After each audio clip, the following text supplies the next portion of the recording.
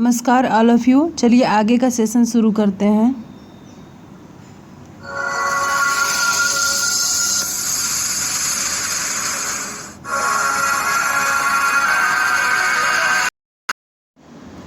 नमस्कार। चलिए हम लोग हिंदी की क्लास अपना शुरू करते हैं और ये मेरा अपना नोट्स है जिससे मैं आपको पढ़ा रही हूँ। कुछ चीज़ें मैं अतिरिक्त इसमें आपको बोलूँगी। आप अपने नोट्स में कॉपी पेन लेके बैठते ही होंगे तो नोट्स में वो ऐड करते चलिएगा, ठीक है। मेरा प्रयास है जहाँ तक मैं इसमें सारा ऐड कर दी हूँ, लेकिन अगर कुछ अधिक हो तो उसको आप ऐड कर सकते हैं, अन्यथा आपको आवश्यकता नहीं पड़ेगा, ठीक है। और ये हिंदी आप बीएड के स्टूडेंट हो, यूपी टेट के हो, लेखपाल हो, ठीक है, अदर जो भी एग्ज़ाम है जिसमें आपको हिंदी की आवश्यकता है, मेरा विश्वास है कि आपके लिए यह बहुउपयोगी साबित होगा, ठीक है। चलिए हम लोग अपना देखते हैं। देखिए हम लोग कल वाले वीडियो में स्वर पढ़े थे, तो स्वर के बारे में हम लोग कहाँ तक पढ़ चुके थे। यहाँ स्वर पढ़े, प्रकार उसके, अयोगवाह, मूल स्वर, ठीक है, आगत स्वर। फिर से मैं इसको रिपीट कर दे रही हूँ। मूल स्वर हमारे अ, ई, उ और री है। आगत स्वर आ, ठीक है। आ के ऊपर ये जो देखिए पंचमाक्षर जैसे ऐसे होता है, ये पंचमाक्षर का चिन्ह होता है, ठीक है। ये बिंदी रहेगी तो पंचमाक्षर होता है, लेकिन इसमें क्या है कि ये बिंदी नहीं है, केवल ऐसे है। ये ध्यान देना, ये मत समझ लेना कि ऑप्शन में दे दे ऐसे आ लिख दे और ऐसे पंचमाक्षर वाला चिन्ह लगा दे, तो ये नहीं होगा, ठीक है। ये तो फिर अनुस्वार में आ जाता है। अनुस्वार में इसे पंचमाक्षर स्वर कहते हैं, ठीक है। चलिए प्लुत स्वर, जैसा कि हम लोग ऊपर पढ़ ही चुके थे प्रकार में, कल वाले में। यहाँ पे मैं अलग से यहाँ प्रकार में लिखी थी, पढ़ा दी थी। बात वही है कि यह स्वर बोलने में ज़्यादा प्राणवायु की आवश्यकता पड़ती है, ठीक है। जैसे बोलेंगे आप हे राम, तो हे बोलेंगे तो थोड़ा सा उसमें आपको और अपना प्राणवायु की आवश्यकता पड़ेगा। वैसे इसका सबसे ज़्यादा उदाहरण ओम पेपर में पूछता है, लेकिन मैं आपको बोल दी, ठीक है। ठेठ भोजपुरी में भी जो कुछ भाषाएं होती हैं, बोलते हैं, जिसमें रे का प्रयोग कर देते हैं, वो भी प्लुत स्वर के अंतर्गत ही आता है, ठीक है। चलिए अब आगे देखते हैं हम लोग स्वरों के। यहाँ पे जो उच्चारण की दृष्टि से स्वरों का वर्गीकरण कैसे किया जाता है। तो उच्चारण हम लोग बोलते हैं तो आपके मुंह में जो मतलब जीभ का जो वर्क है कि किस व्यंजन को, किस स्वर को बोलने पर आप कौन सा कितना आपका मुंह खुलता है, बहुत ज़्यादा खुलता है, किसी में भी बहुत कम खुलता है, ठीक है। तो ऐसे में हम लोग को देखना है कि इसका नाम है, ठीक है। अब आज तक आप पढ़े होंगे तो ठीक है, नहीं पढ़े होंगे तो आज पढ़ लीजिए, ठीक है। अब पढ़े होंगे तो रिवीजन हो जाएगा आपका। चलिए देखते हैं कि इसे 3 भागों में वर्गीकृत किया गया। कितने भागों में? 3 भागों में वर्गीकृत किया गया। पहला है अग्रभाग, दूसरा है मध्य भाग और तीसरा है पश्च भाग। मीन्स अग्र का मतलब आगे का, ठीक है, मध्य का मतलब बीच में और पश्च का मतलब पीछे। तो ऐसा कौन सा स्वर है जिसको बोलने में हमारा अग्र का मुंह खुलता है, ठीक है। तो देखिए आप ई बोलेंगे, देखिए अग्र में ये 4 हैं। मैं इसको बहुत अच्छे तरीके से अपना ये जो नोट्स बनाई थी आपके सामने मैं अपना नोट्स ही लाई हूँ। मैं किसी बुक से ही बनाया गया है, ऐसा नहीं कि बिना बुक का हम कोई परमात्मा तो हम है नहीं कि सब मेरे अंदर भरा हुआ है। बुक का ही अध्ययन करके जो चीज़ें बहुउपयोगी हैं परीक्षा की दृष्टि से, आपके ज्ञान की दृष्टि से, वो मैं यहाँ पर इंक्लूड करके आपको बता रही हूँ, ठीक है। तो अग्रभाग में देखिए बड़ी ई आ जाएगा, छोटी ई, ए और ए, ठीक है, ए और ए। देखिए ए और ए का बहुत मतलब आप वर्तनी भी जब पढ़ेंगे, आपका उच्चारण अगर ठीक से नहीं होगा तो आप वर्तनी का भी शुद्ध अशुद्ध नहीं कर सकते हैं, ठीक है। एक शब्द आता है ऐतिहासिक, उसको मैं वर्तनी में कराऊंगी, लेकिन मैं आपको एक चीज़ बता दूं, ऐतिहासिक तो ऐतिहासिक में ये वाला ए रहेगा कि ये वाला ए रहेगा? ठीक है, कि ऐसा भी कोई स्वर होता है, क्योंकि ऑप्शन में ये भी दे देता है ऐतिहासिक। ठीक है, तो ये सही है कि ये वाला सही है?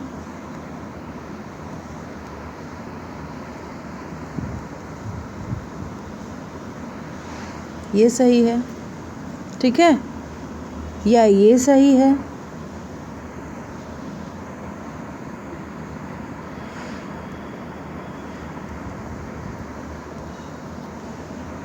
ये सही है, या नन ऑफ दिस? कोई भी नहीं सही है। नन ऑफ दिस या कोई नहीं सही है, या इन तीनों में से कोई सही होगा? बताइए। तो इसको कमेंट में आप बताइएगा लिख के कि कौन सा सही होगा इसमें। क्योंकि हम लोग अभी तो हमारा ये वर्तनी का पार्ट नहीं चल रहा है, हम लोग स्वर केवल पढ़ रहे हैं। अभी हम लोग क्लास 1 की कक्षा में पढ़ रहे हैं, ठीक है। और ये धीरे धीरे हम लोग की कक्षाएं प्रोग्रेस होती जाएंगी, अंततः आप हिंदी के अच्छे जानकार बन के उभरेंगे अपने परीक्षा के दृष्टिया, ठीक है। चलिए, तो देखिए अग्रभाग में कौन कौन से हैं? बड़ी ई, छोटी ई, ए और ए, ठीक है, ये 4 आते हैं। अब देखिए पेपर में पूछ देता है कि बड़ी ई किस उच्चारण की दृष्टि से इसका नाम क्या है? तो इसका ये आता है संवृत।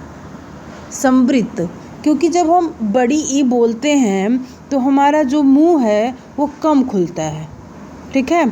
तो संवृत की परिभाषा यही है कि ऐसा व्यंजन जिसको बोलने में हमारा मुंह कम खुले वो संवृत व्यंजन के अंतर्गत आएगा, अर्थात ई, बड़ी ई, ठीक है।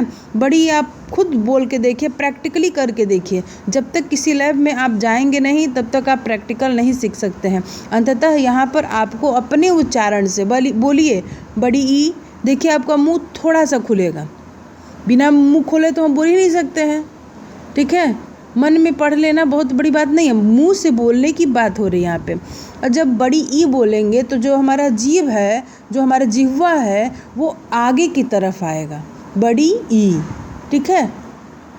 हमारा मुंह, हमारा जीभ आगे की तरफ आएगा, ठीक है। और जब छोटी ई बोलेंगे तो थोड़ा सा छोटी ई, तो थोड़ा सा मुंह और अधिक खुलेगा। अर्ध संवृत का परिभाषा कि कुछ अधिक खुलता है, बड़ी ई, ठीक है। अर्धवृत्त, ये देखिए रटिए मत, इसको देखिए। जब हम लोग बोलते हैं, देखिए यहाँ पे अग्रभाग में ये चारों हैं, तो बड़ी ई की परिभाषा है कि यह सबसे कम मुँह, जो हमारा मुंह है वो कम खुलता है बड़ी ई में, बड़ी ई, ठीक है। छोटी ई में कुछ अधिक खुलेगा, मतलब कुछ अधिक खुलेगा, छोटी ई, ठीक है। अर्ध संवृत में कौन आएगा? ई और ऊ, ये देखिए दोनों आ जाएंगे, इसीलिए मैं ये सामने लिखी हूँ, छोटी ई और छोटा ऊ। संवृत में ऊ, ठीक है, बड़ी ई और ऊ। समझ में आया? अब देखिए तीसरे कॉलम में अर्धवृत्त। अर्धवृत्त में ए, ओ और आ, ये जो आगत स्वर था ये आएंगे। इसको मैं क्लियर कर देती हूँ तो समझ में आएगा आपको। अर्धविवृत्त में ए, ओ और आ, ठीक है। मतलब हमारा जो बोलने का जो मुंह है वो अर्धवृत्ताकार बन जाएगा, ठीक है। और यह बहुत ज़्यादा अधिक नहीं खुलेगा, यही थोड़ा सा अधिक खुलेगा, ठीक है। और विवृत्त में ए, आ, ओ, मतलब इसमें मुंह पूरा आपका खुलेगा। ओ बोलिए, ओ, आ, ए, देखिए पूरा मुंह खुलेगा, अधिक खुलेगा, ठीक है। तो पेपर में आपसे परिभाषा नहीं पूछेगा, लेकिन हाँ ऐसे पूछ देगा कि अ कौन सा उच्चारण की दृष्टि से इसका क्या नाम है, ठीक है। ये नाम में आ जाएगा अर्धविवृत्त, अर्ध विवृत में अ आ जाएगा, ओ हो जाएगा, आ हो जाएगा और ए हो जाएगा। ये आ मत समझिएगा, ये आगत वाला है, इसको धीरे से बोलेंगे आ, ठीक है। अब वो कैसे बोलेंगे, आ। समझ में आया? हंसने वाली कोई बात ही नहीं इसमें, आप समझिए। अग्रभाग में बड़ी ई, छोटी ई, ए और ए, और मध्य में वर्गीकरण के प्रकार में जो 3 यहाँ पे मैं बताई थी कि 3 प्रकार का होगा, तो ये अग्र में 4 और मध्य में केवल 1। देखिए मैं इसको ये ब्लैंक समझिए, ये कुछ नहीं है, ये भी कुछ नहीं है, क्या है इसमें, केवल अ। मध्य में क्या आएगा, केवल अ। और पश्च भाग में जब हम उच्चारण करते हैं तो ऐसे कौन कौन से स्वर है जिसको बोलने में हमारा मुंह और जिह्वा पश्च की तरफ जाता है, ऊ। देखिए बोलिए, अंदर की तरफ आप सांस लेंगे इसमें, ऊ जा गया अंदर। अर्ध संवृत में ऊ भी जाएगा पीछे। अर्ध विवृत में ओ, आ, औ, देखिए पीछे जा रहा है, तो ये पश्च भाग में, ठीक है। ओके, चलिए आगे देखते हैं हम लोग। इतना समझ में आया? अभी और आपको स्वरों में अलग से मैं पढ़ाऊंगी, जिसमें बोल देता है ऊष्म स्वर कौन से हैं। व्यंजन में तो सीधी सीधी बात है कि ए 4 मिल जाते हैं यहाँ पे, ठीक है, लेकिन स्वर में अलग से याद करना पड़ता है, उसको मैं बताऊंगी। एक ही दिन सारा बता देंगे तो आप बेकार हो जाएगा। अब चलिए व्यंजन में हम लोग देखते हैं। देखिए व्यंजनों की कुल संख्या कितनी होती है? बताइए, कमेंट करिए, इसको कमेंट बॉक्स में कमेंट करिएगा। और कुल व्यंजनों की संख्या कितनी होती है? व्यंजनों की संख्या अगर पूछेगा तो 33। कुल व्यंजनों की संख्या 52, ठीक है। चलिए देखते हैं। और मेरा आप लोगों से नम्र निवेदन होगा कि अगर आप याद कर लें तो बहुत बढ़िया रहेगा, क्योंकि जब तक याद नहीं करेंगे तब तक सब संधि में कुछ ऐसे नियम हैं जिनको बोल देता है कि क से लेके प वर्ग तक के पहले का परिवर्तन 5वें में, पहले का परिवर्तन 3रे में, तो हम पहले का 5वां ही नहीं जानेंगे तो हम क्या हल करेंगे। तो कृपया करके अगर आप याद कर लेते तो बड़ा अच्छा रहता, ठीक है। चलिए अब हम लोग शुरू करते हैं। यहाँ पे देखिए क वर्ग में 5, क से प वर्ग तक के ये जो वर्ग है इसकी व्यंजनों की, ये अपने 5 श्रृंखला में रहते हैं। ये 5, ये 5, ये 5, ये 5, ये 5, ठीक है। अब क वर्ग का एक नाम है, उसको क्या बोलते हैं, कंठ, क्योंकि जब इसको बोलेंगे तो यह आवाज़ हमारे कंठ से आता है। किसी भी चीज़ को याद करने के लिए प्रैक्टिकल होइए, ठीक है, प्रैक्टिकल होके सीखना पड़ेगा। क ख ग घ अंग जब बोलेंगे तो देखिए आपके गले में एक कंपन होगा, कंठ से निकलेगी आवाज़, ठीक है।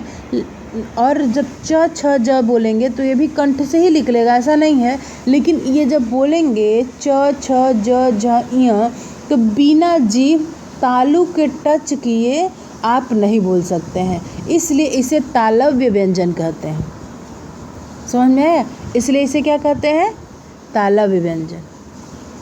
समझ में आया? तो बोलिए, आप बोल के प्रैक्टिकल होइए। च छ ज झ य आप बोलिए, ऐसा मत बोलिए कि मैम ऐसे ही बोल रही हैं, मैं ऐसे नहीं बोल, प्रैक्टिकल आप करिए, क्योंकि पेपर में पूछ देता है पेपर में पूछ देगा ज बताइए कौन सा व्यंजन है, कंठ है, तालव्य है, मूर्धा है या ओष्ठ है। तो आप बोलेंगे, तुरंत उसको बोल के उच्चारण करके देख लेंगे, क्योंकि क ख ग घ अंग जब हम बोलेंगे तो ये कंठ से इसकी आवाज़ तुरंत डायरेक्ट निकलती है। अच्छा छ ज बोलेंगे तो जीभ का इसमें वर्क क्या है कि ये तालु को छुएगा, ठीक है। तो च छ ज झ य बोलेंगे तो ये जो जीव है वो तालु को ज़रूर टच करेगा, इसलिए इसका नाम है तालव्य व्यंजन। ये उच्छिप्त व्यंजन इन दोनों का नाम है, ठीक है। ये पहले हो जाएगा और ये बाद में हो जाएगा, उससे कोई अंतर नहीं है। मतलब उच्छित व्यंजन ये मत समझना है कि ये तालव्य है, ये कंठ है, ठीक है। और ट ठ ड ढ जो ये है, ठीक है, ये मूर्धा व्यंजन है। ट ठ ड ढ ये मतलब ये मूर्धा, ठीक है, मुंह से डायरेक्ट हवा निकलेगा इसमें, ठीक है, ये मूर्धा व्यंजन है, ये नोट कर लीजिएगा, मूर्धा। त थ द ध न, ठीक है, ये दंत व्यंजन है, क्योंकि बोलते हैं तो ये दो है, दांत ये टच करता है दोनों आपस में, त थ द ध न, ठीक है, ये दंत व्यंजन है। आधा न, आधा तो और य, ठीक है, दंत व्यंजन। प फ ब भ म ये ओष्ठ व्यंजन है, ठीक है। कौन सा व्यंजन है? ओष्ठ व्यंजन। बिना होठ के यूज में आप प फ ब भ म नहीं बोल सकते हैं, इसलिए ये ओष्ठ व्यंजन है, ठीक है।